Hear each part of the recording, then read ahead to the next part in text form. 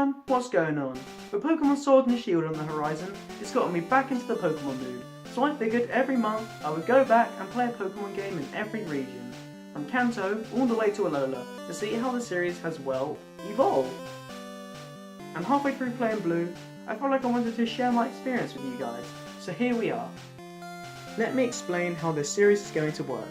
At the start of every month, I will start by playing the Pokemon game in that month. March in Kanto, April in Johto, May in Hoenn, and so on. Then around the end of the playthrough, I will start working on the review, writing down my thoughts as I'm playing. Then once it's done, full production will start on the video.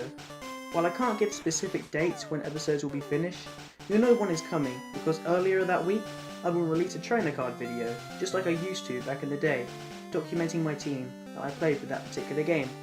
I'm not making this for views or anything, it's just something I enjoy making and want to bring back somehow.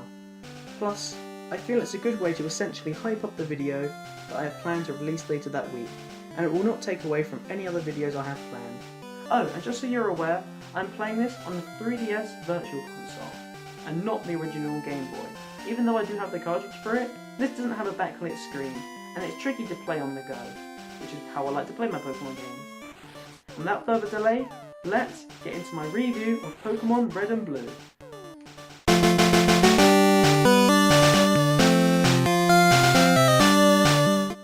Before you start your game, you are greeted by Professor Oak, who tells you all about the world of Pokemon, and introduces you to your rival. After naming yourself and your rival, I named him Pikey, your journey begins. You start off in Pallet Town, the first of many, and after venturing north towards Route 1, the Professor prevents us from getting killed by level 2 Pidgeys and takes us back to his lab to get our first Pokemon. Here, you make the hardest decision anyone's ever had to make in their life: Bulbasaur, Charmander, or Squirtle. Naturally, I picked Charmander because I find that a lizard that can control fire is much more useful than a gardening frog and a turtle that likes bubbles. You know, despite being over 20 years old, these games along with Yellow really stand the test of time to me and still some of my favourites in the series. I do feel a reason why I like these games so much compared to what preceded is the sense of freedom you get. After the first 2 gyms, you're able to challenge the next 4 as soon as you get to them in any order you like. That's something most later games don't retain. I like that about this game. But it makes sense why they removed it in later installments. As the stories go more in depth, they're more complicated compared to this fairly simple story. It just wouldn't work you having to be able to travel ahead a few gyms. In Kanto, there are 8 of them, and you must defeat all of them to enter the Indigo Plateau. There's Brock, the Rock-type trainer, Misty, the Water-type master, Lieutenant Surge, the Electric user, Erica, the Grass trainer, Koga, the Poison-type commander, Sabrina, the Psychic, and Blaine, the Fire leader, as well as a secret 8th gym leader, who only shows up once all 7 other gyms are defeated by the player and Team Rocket have been taken down, which I won't spoil who it is because even though these games are over 20 years old, not everyone has had the chance to play them. Speaking of Team Rocket though, along the way you'll bump into them. They're an evil organisation hell-bent on taking over the Kanto region and making a profit, led by their scheming leader Giovanni. You'll meet him occasionally on your adventure.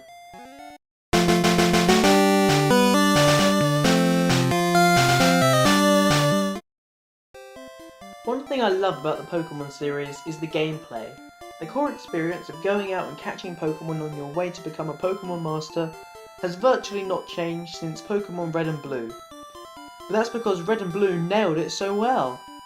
In battles you have 4 options: Fight, where you choose an attack for your Pokemon to perform; Pokemon, where you can swap in to anyone in your party; Item, which allows you to heal your team or catch wild Pokemon in random encounters; and lastly, Run, which along with catching is exclusive to wild battles and lets you get away from a Pokemon encounter.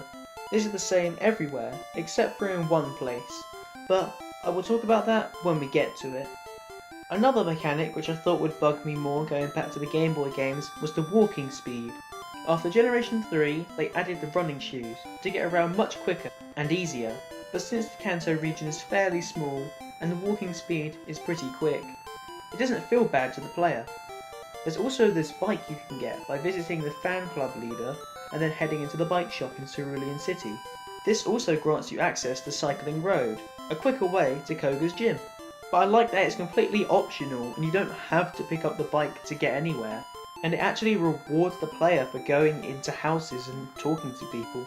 Which this game does really well because there are a lot of places in this game, in people's houses, where you can get exclusive items such as TMs or even trade rare Pokémon with them.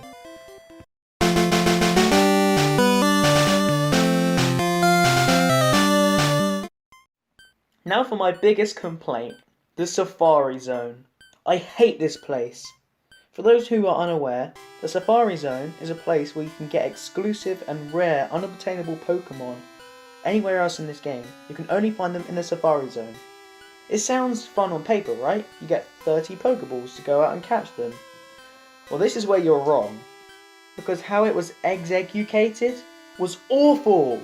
You only get 500 steps, meaning once you run out of steps or Safari Balls, that's it. You have to pay your entrance fee and start all over again from the first area. Now this wouldn't be so bad if it wasn't necessary to come here. You have to come here in the game. You can only get the HM Surf in here, and it's hidden away in a house, far deep into the Safari Zone. Sometimes you'll just run out of steps trying to get to that place, especially if you have no clue how to get there. But that's not it, you also need to get the old man's teeth here to get the HM for strength. I had to pay 3 times to try and find that HM, and I was not paying again to get them golden teeth. In the end, I just traded an Onyx from another game with strength, just because I was not heading all the way back when I needed to get through Victory Road with a strength Pokemon. Normally I don't do these things because it's kind of cheating, but this time I had to, because I was not heading all the way back. Oh, did I mention that the Pokemon, the rare ones, have low capture rates, and you can't even weaken them? The combat changes here. Your only options in battle are Ball, where you catch the Pokemon using one of your 30 Safari Balls, Rock, which means if you hit the Pokemon with a rock, it makes it easier to catch but more likely to run, or Bait, which does the opposite, where it's a lot harder to catch but it probably won't run. How is this supposed to work? This is probably the most frustrating feature in any Pokemon game I've ever played. But luckily this is my biggest complaint with the game. Despite what you may think, there's a lot I actually love about this game.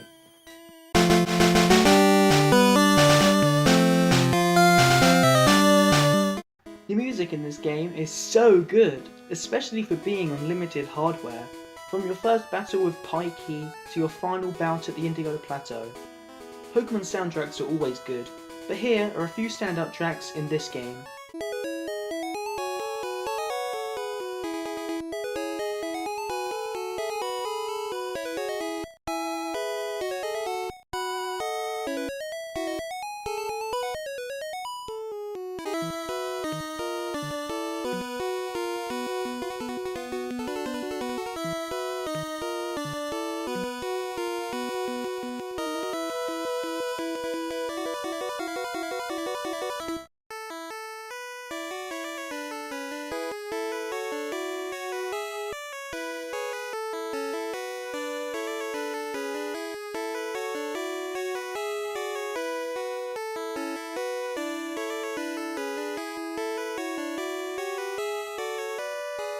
I think I like every single track in this game, but those were just a few of my personal favourites. Of course I can't list all of them here, but these are just a few of them which I want to share with you guys. I also really like that this game pushed you to get a link cable so you could trade with your friends, because I mean, what other reason was there to own a link cable? To play Tetris together?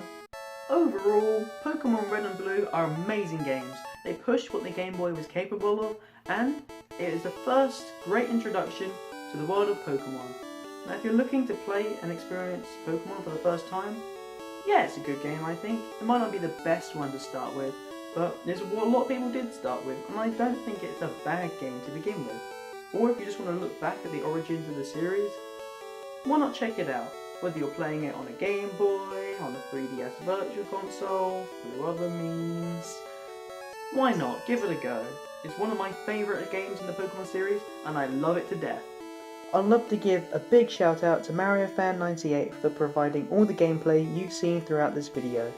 Now normally I don't give out like goals, but if we could get this video to 10 likes, I'll make a video ranking every single Pokemon from the first generation. And with that being said, I'll see you in the next one.